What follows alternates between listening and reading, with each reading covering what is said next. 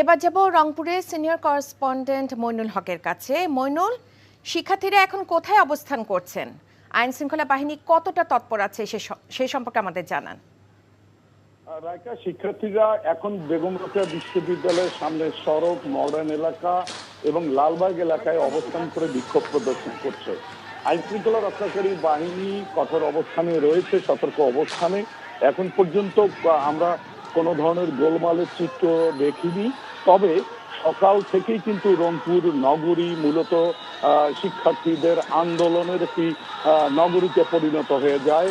Rangpur medical কলেজের শিক্ষার্থীরা তাদের ক্যাম্পাসে সকাল 11টায় শুরু করে এই মানে যে হামলা হয়েছে তার প্রতিবাদে বিক্ষোভ। এর পরপরই 12টার দিকে রংপুর জেলা স্কুলের সামনে সড়ক অবরোধ করে জেলা স্কুলের সাবেক এবং বর্তমান শিক্ষার্থীরা শুরু করেন তাদের আন্দোলন কর্মসূচি।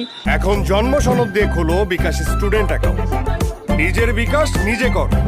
কিছুক্ষণের মধ্যে তারা প্রেস ক্লাবে আসে, পুলিশ মাঝখানে বাধা দেওয়ার চেষ্টা করে, সে বাধা তারা অতিক্রম করে আসে।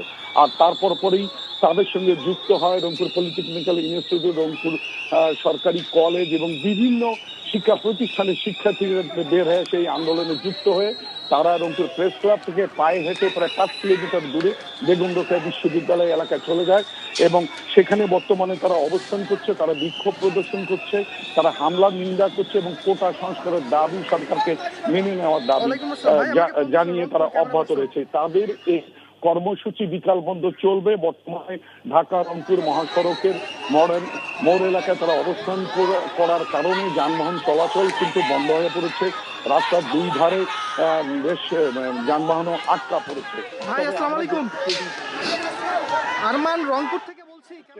যারা এই আন্দোলনের সপক্ষে তারা বলছে যে তারা নিয়ন্ত্রণভাবে আন্দোলন করতে চায়, তারা কোনো সহিংসতার পথ বেছে নেবে না। তারা সারা দেশের শিক্ষার্থী যারা আহত হয়েছে আন্দোলন করতে গিয়ে ঢাকা বিশ্ববিদ্যালয়, জাহাঙ্গীরনগর বিশ্ববিদ্যালয় সব বিভিন্ন জায়গায়, তাদের সমবেদনা জানাতে চায় এবং সরকারের কাছে তাদের যৌক্তিক দাবি মেনে নেওয়ার জন্য তারা স্লোগান দিচ্ছে এবং বিক্ষোভ সমাবেশে বক্তারা বক্তব্য দিচ্ছে। আর পাশাপাশি ছাত্রলীগ বিকাল 3টায় তারা পাল্টা একটা কর্মসূচি আহ্বান করেছে বেগম রোকেয়া বিশ্ববিদ্যালয় এলাকায়। সেই সাথে মুক্তিযোদ্ধা সংসদের মুক্তিযোদ্ধার সন্তানেরা তারা কিন্তু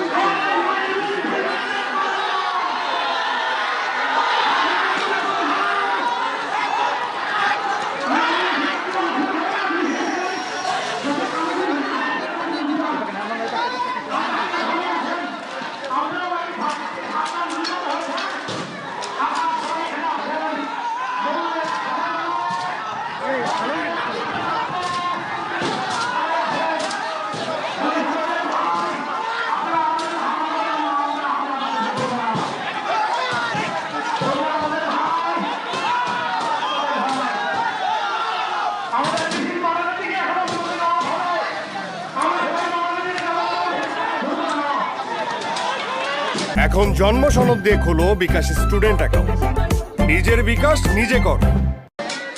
তারা কিন্তু টিয়ার শেল নিক্ষেপ করছে এবং রাবার বুলেট, পাশাপাশি যারা আন্দোলনকারী তারাও কিন্তু মানে কিছুটা প্রতিরোধ গড়ে তোলার চেষ্টা করছে এবং সেই সঙ্গে পুলিশের সঙ্গে কিন্তু যুক্ত হয়েছে ছাত্রলীগের নেতা কর্মীরা বেগম রোকেয়া বিশ্ববিদ্যালয় এবং ছাত্রলীগের নেতা কর্মীদের সঙ্গে তাদের দলের যুবলীগ সহ বিভিন্ন অঙ্গ সংগঠনেরা কিছু সমর্থক নেতৃকর্মীদেরকে আমরা লক্ষ্য করছি। এই মুহূর্তে কিন্তু রংপুর বেগম রোকেয়া সরকারি কলেজ এলাকা কিন্তু একটা রণক্ষেত্রে পরিণত হচ্ছে, ভীতিকর অবস্থা। দোকানপাট সব বন্ধ হয়ে গেছে, যানবাহন চলাচল বন্ধ হয়েছে। আমরা দেখছি সাদা পোশাকে পুলিশ এবং পোশাকধারী পুলিশ তারা কিন্তু ধাওয়া করছে আন্দোলনকারীরা কিন্তু এই মুহূর্তে ছত্রভঙ্গ তাদের সঙ্গে যুক্ত হয়েছে ছাত্রলীগের অনেক নেতাকর্মীর সমর্থক। তাদের হাতে আমরা লাঠি দেখছি এবং তারা পুলিশের সঙ্গে এই ধাওয়া পাল্টা ধাওয়া মানে অংশগ্রহণ করেছে এবং পুলিশ এবং ছাত্রলীগ একসঙ্গে কিন্তু আন্দোলনকারীদের ধাওয়া দিয়ে বেগম রোকেয়া বিশ্ববিদ্যালয় এলাকা, পার্কের মডার্ন এলাকা থেকে আন্দোলনকারীদেরকে সরিয়ে দিয়েছে এবং সেখানে আমরা একটা ভীতিকর অবস্থায় মধ্যে দেখছি, ছোটাছুটি চলছে। ভাই এদিক থেকে আক্রমণ করিয়েন না, তো এদিক থেকে আক্রমণ করিয়েন।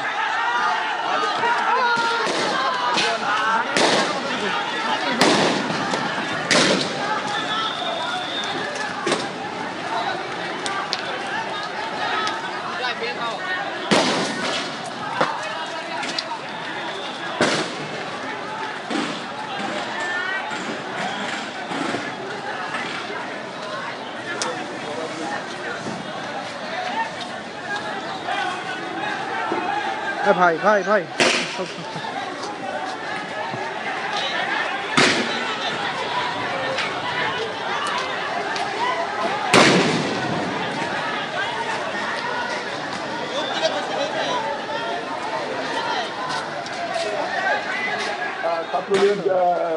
ছাত্রলীগের নেতা কর্মীরা, তাদের সাথে রয়েছে পুলিশ এবং ছাত্রলীগের নেতা কর্মীদের হাতে লাঠি এবং তারা পাথর ছুড়ে মারছে।